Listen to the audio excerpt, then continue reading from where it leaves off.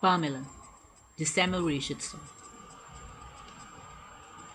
Publicado pela primeira vez em 1740, Pamela foi o primeiro romance desse escritor, Samuel Richardson, um escritor inglês do século XVIII, que começou a escrever e publicar romances depois dos 50 anos de idade.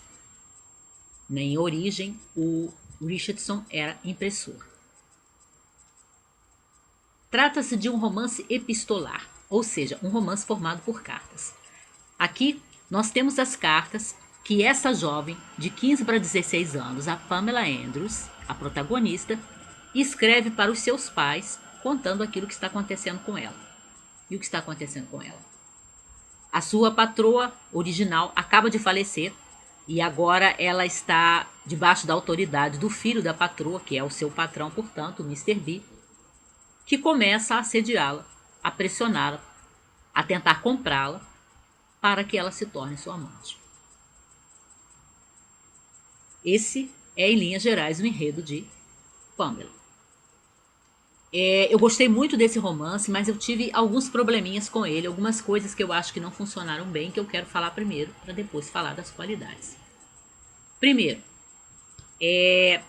na primeira metade do romance, eu fiquei muito indignada com o protagonista masculino, que é o Mr. B. Minha vontade era dar uma sova nele, cobri-lo de piche e penas. Mas na metade, né, na metade do romance, praticamente na metade, você vê o Mr. B mudar da água para o vinho, né? Ele se tornar daquele homem devasso, desprezível que ele é na primeira metade, num homem gentil, num homem generoso, num homem carinhoso e que respeita a postura da Pamela, né? E o que eu senti nessa passagem é que eu acho que faltou para mim um senso de ritmo aí, um senso de tempo para você acreditar, né, que houve essa mudança, para ela não soar tão brusca, tão repentina como me soou. Mas eu tive contato com pessoas que já leram o Pamela, inclusive leram no original, pelo que eu sei, e não sentiram essa questão da falta de um senso de tempo, né? Não acharam essa mudança brusca, como eu achei. Porque isso me incomodou um pouco. Eu não consegui acreditar, em princípio, nessa modificação. Embora você veja que ele realmente mudou, não apenas nas palavras, como nas suas ações. O que é mais importante, porque palavras todo mundo diz, né? Mas você vê uma mudança nas ações do Mr. B, realmente. Uma mudança de comportamento. Só que eu acho que faltou esse senso de tempo para você acreditar, né, que houve uma evolução, que o personagem pensou sobre aquilo que vinha fazendo e se arrependeu e se modificou, né, para se tornar esse homem tão diferente da segunda metade do livro. Uma outra coisa, quando eu terminei de ler o Pamela, e eu terminei de ler ele à noite, e na manhã seguinte eu estava pensando no livro e sentindo que tinha alguma coisa que não tinha me satisfeito nele, mas eu não conseguia identificar o que era. Mas aí eu pensei muito de manhã, por fim eu percebi o que era. Pensei assim, é isso. Não tem nenhuma cena em Pamela que seja uma cena que a gente possa considerar de catarse. O que eu quero dizer com isso? Na primeira metade do livro, como leitora, eu fiquei tão indignada, tão furiosa, tão querendo a cabeça do Mr. B, né? Tão realmente revoltada com a atitude dele, que a minha vontade, o meu desejo como leitora era uma cena de catarse, sim. Eu fiquei buscando essa cena, só que eu não me dava conta que era isso. Uma cena em que você visse o personagem ser explicitamente condenado e condenado de uma forma que ele se sentisse atingido, né? E aí se penitenciasse, e aí, né, se arrependesse, se modificasse. Eu senti falta de uma cena em que de alguma maneira ele fosse punido, né?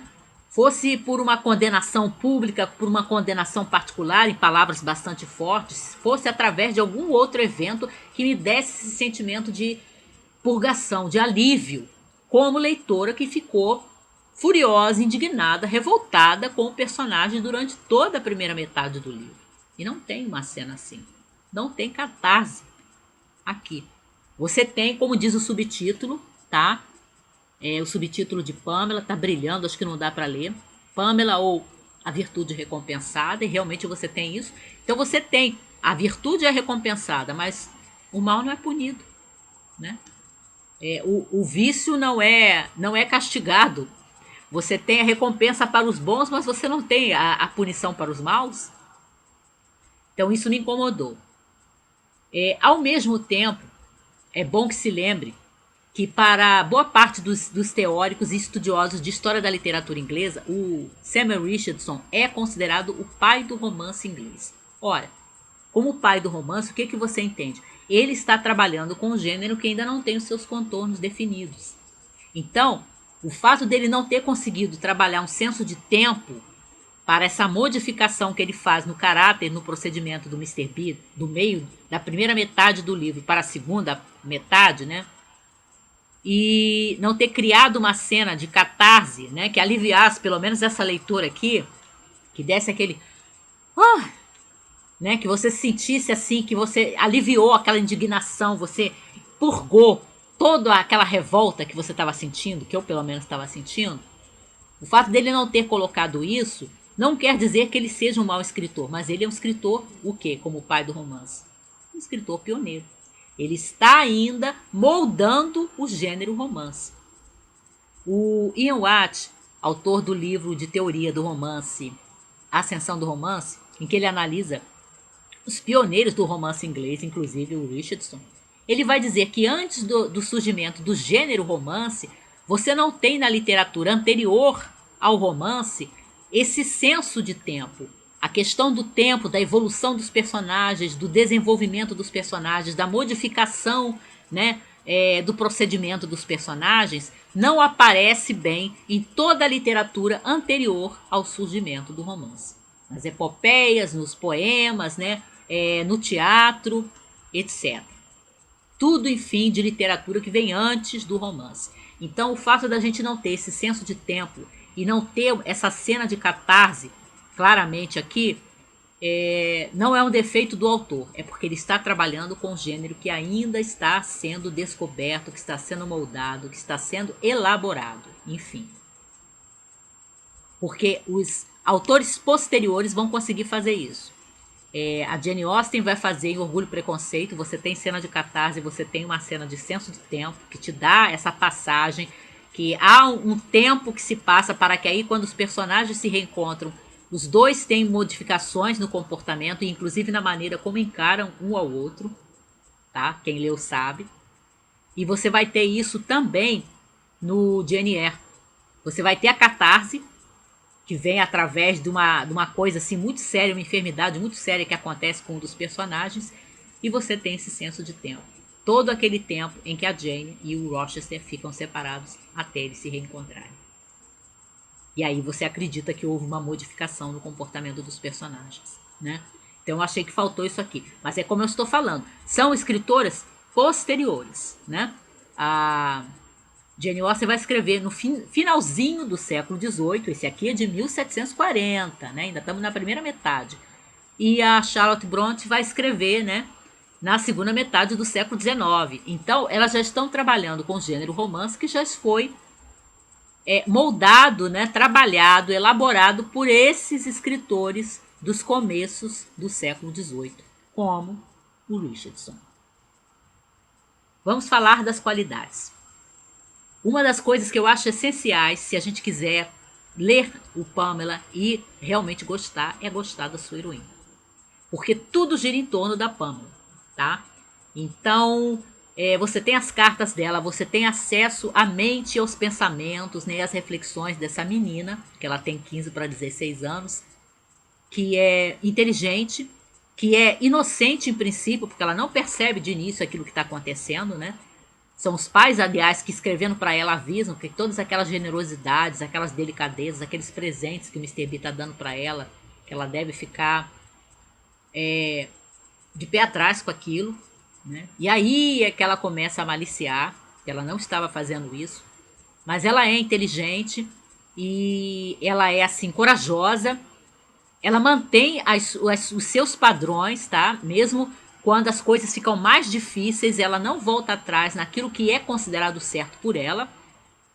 E ela é cheia de expedientes quando ela realmente precisa, né? Quando ela se encontra praticamente prisioneira e nas mãos dos criados do Mister B, que obedecem a ele, a Pamela encontra maneiras de conseguir fazer com que as suas cartas cheguem aos pais, porque até isso não estava acontecendo. As cartas dela estavam sendo interceptadas, né? E parecia que ela não ia conseguir mais escrever para os pais, comunicar a eles o que estava acontecendo. E ela cria maneiras, né? Ela pensa em maneiras e consegue continuar enviando as cartas para os pais. Então ela é inocente, ela é inteligente, ela é realmente uma menina virtuosa, bondosa também. Ela tem um sentimento religioso muito forte, porque uma coisa bem marcante na Pamela é o fato de quando as coisas mudam na vida dela, né, e ela ascende socialmente, ela fica sempre preocupada de não se modificar, de não se tornar arrogante, porque a vida dela mudou tanto, né? Porque ela não é mais uma criada, porque ela não é mais uma jovem da classe trabalhadora, numa classe mais modesta. Ela tem bem forte isso. Ela tem, aliás, um lado de autoexame que o Richardson vai explorar aqui, porque essa também é uma característica que os historiadores de literatura, os críticos, têm visto nele. Ele usou o gênero, né, do romance e o romance nesse formato epistolar para ir revelando as nuances e a psicologia dos seus personagens, a evolução e o desenvolvimento do pensamento dos personagens, a revelação do caráter deles através das cartas e assim nos mostrar esse aspecto de análise psicológica que depois vai se encontrar bem marcado dentro da literatura por muitos escritores posteriores ao Richardson. Mas ele é considerado um marco, é praticamente dentro da literatura inglesa não só o pai do romance, como o pai do romance psicológico, por causa desse formato que ele adota para revelar as nuances do personagem, dos seus pensamentos, dos seus sentimentos, da sua psicologia, enfim. Porque a Pamela, inclusive, vai começar a descobrir sobre ela mesma coisas que ela não havia notado de início, né? Sentimentos que ela não sabia que tinha. Uma outra coisa que eu acho interessante, o Watt aponta a herança puritana do Richardson, que vai aparecer em Pamela, eu concordo, mas tem um outro aspecto que eu acho que o Watt não liga muito bem e que está tão claro, me parece aqui, como se o Richardson estivesse tentando fazer um equilíbrio entre a sua herança puritana e a sua condição como membro da classe média e sendo um impressor uma espécie de negociante, né, de comerciante. Porque o que isso significa? Na herança puritana do Richardson, a gente vai encontrar aqui esse contraste bem claro entre virtude versus vício, a execração do vício, especialmente do vício sexual, né, do descontrole sexual, da devassidão, da libertinagem, essa celebração do indivíduo, essa valorização do indivíduo, onde a pessoa é valorizada pelo seu caráter e não pela a classe social, o grupo social ao qual ele pertence. Isso também é uma herança puritana. Os puritanos estavam preocupados com o caráter e não com a classe das pessoas. Mas ele equilibra isso, Richardson, com a sua posição, né, como membro da classe média e como uma espécie de membro, né, da classe de comerciantes também, sendo um impressor. Porque o que o comerciante quer e o membro da classe média? Ele não quer a anarquia e ele não quer a desordem. Uma coisa que os puritanos, de repente, poderiam desejar uma revolução. Nos lembremos que os puritanos levaram um rei a ser decapitado, né? Que foi o Charles I. Mas o membro da classe média, o comerciante, ele não quer isso, porque a anarquia, a desordem, a revolução não são boas para os negócios. Então, o que a gente tem aqui? A gente tem, me parece, o Richardson tentando equilibrar essas duas coisas. A sua herança puritana e a sua condição como membro da classe média e como uma espécie de comerciante. E aí você tem a execração do vício, né? A valorização do indivíduo, sim, aí as heranças dos puritanos, né? Mas enquanto você execra o vício nas classes superiores, na nobreza, como é o caso do Mister B, você nem por isso despreza a nobreza. E a gente percebe essa tensão atravessando o livro aqui. Os nobres, mesmo quando eles são execrados nos seus maus costumes, você nem por isso desrespeita o nobre, porque ele continua sendo um nobre. E a gente vê essa questão aqui. E a própria Pamela vai ascender socialmente, né? Ela vai deixar de ser um membro da classe trabalhadora, a um certo ponto do romance. O que mais que eu anotei aqui?